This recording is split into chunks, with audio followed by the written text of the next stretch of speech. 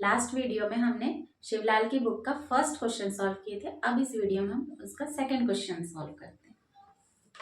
देखिए, accounting equation है, format हमने बना लिया है, ठीक है ना। ट्रांजैक्शन ऊपर लिख देंगे, स्टेटमेंट शोइंग अकाउंटिंग इक्वेशन, और एसेट्स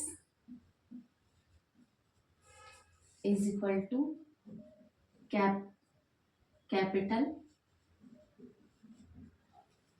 प्लस लायबिलिटी।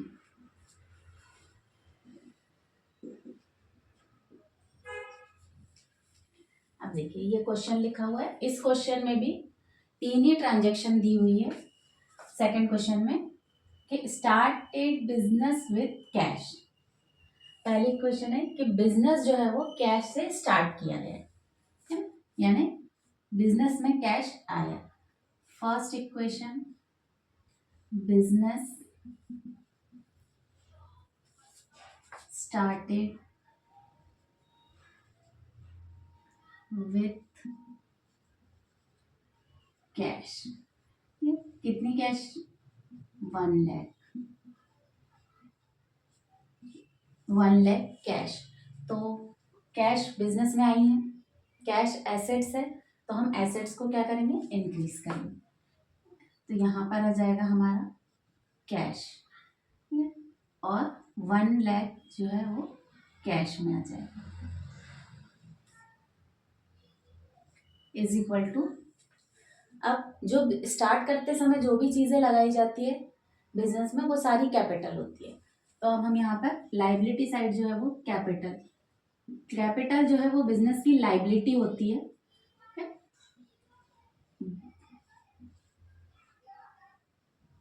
और इसके साथ जो आगे आएंगे उसके लिए मैंने पहले ही लिख दिया, लाइबिलिटी के लिए 0।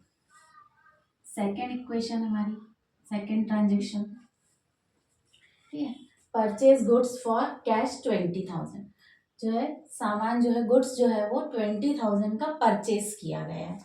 तो परचेज ट्रांजेक्शन में लिख लेंगे, परचेज गुड्स फॉर कैश कितने का है? 20,000 का। 20,000 का परचेज किया गया है, तो कैश में है। तो सबसे पहले क्या होगा कि जितनी हमारी कैश थी उसमें से हमने 20,000 निकाल के सामने वाले को दे दिए जिससे हमने सामान खरीदे हैं। तो हम 20,000 माइनस कर देंगे, क्योंकि कैश जो है वो क्या हो गया? चला गया। इसके बाद बिजनेस में सामान आया है, तो हम यहाँ पर लिखेंगे स्टॉक। स्टॉक बढ़ा हुआ है, जब बिजनेस स्टार्ट किए थे तब स्टॉक था नहीं, इसलिए 0। अब परचेज किए हैं तो हमारा 20,000 से जो है वो स्टॉक क्या हो गया है? बढ़ गया है। कैपिटल पे कोई फर्क नहीं है। आगे जो बनने वाला क्वेश्चन है उस पे भी हम 0 ही लिखेंगे, क्योंकि कुछ ना बढ़ा है ना घटा है। न्यू इक्वेशन,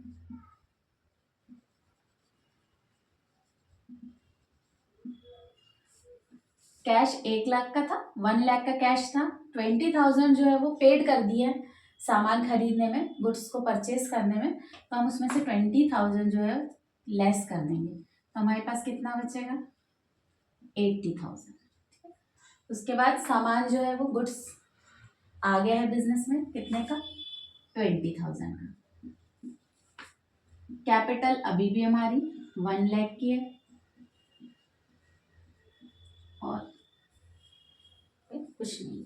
थर्ड हमारी जो ट्रांजेक्शन है, थर्ड ट्रांजेक्शन जो है वो है bought goods on credit from Kamal. Kamal से जो है वो सामान कैसा खरीदा गया है? क्रेडिट में खरीदा है, ठीक है ना। परचेज किया है सामान, ये टर्म्स पहले बता चुकी हूँ कि खरीदने पे परचेज और बेचने पे सेल्स लिखते हैं। तो purchase goods on credit, credit कितने का है? 10,000 का। 10,000 का सामान को परचेज किया गया है। देखिए, उधार में खरीदा है तो कैश तो गया ही नहीं है, है ना, तो कैश जितने का उतना ही है, बट खरीदने पे सामान जो है वो बिजनेस में आ गया है, तो हमारा स्टॉक क्या हो जाएगा, 10,000 से इंक्रीज हो जाएगा, बढ़ जाएगा।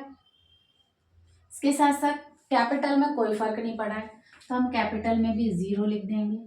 बट हमारे उधार खरीदने से जो है वो क्रेडिटर बढ़ गए, कभी ना कभी तो उनको पैसा देना ही पड़ेगा, तो हम यहाँ पर क्रेडिटर लिखेंगे।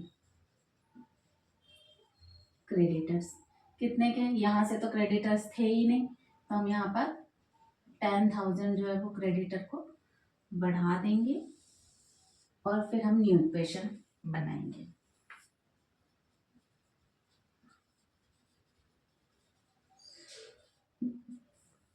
$80,000 का हमारा कैश बचा हुआ है, बिजनेस स्टार्ट करते समय जो 1 लाख का था, अब वो 80,000 का हो गया।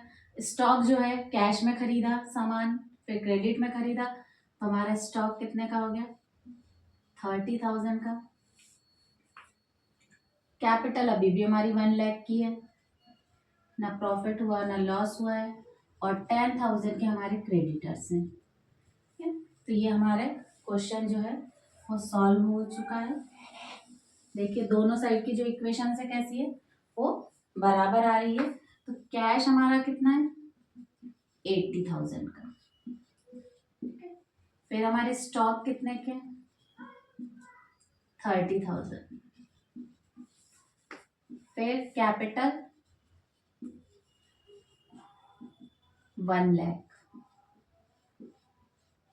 और क्रेडिटर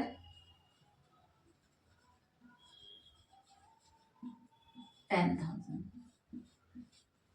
ये हमारा क्वेश्चन जो सॉल्व हुआ। नेक्स्ट क्वेश्चन के लिए आप अगला वीडियो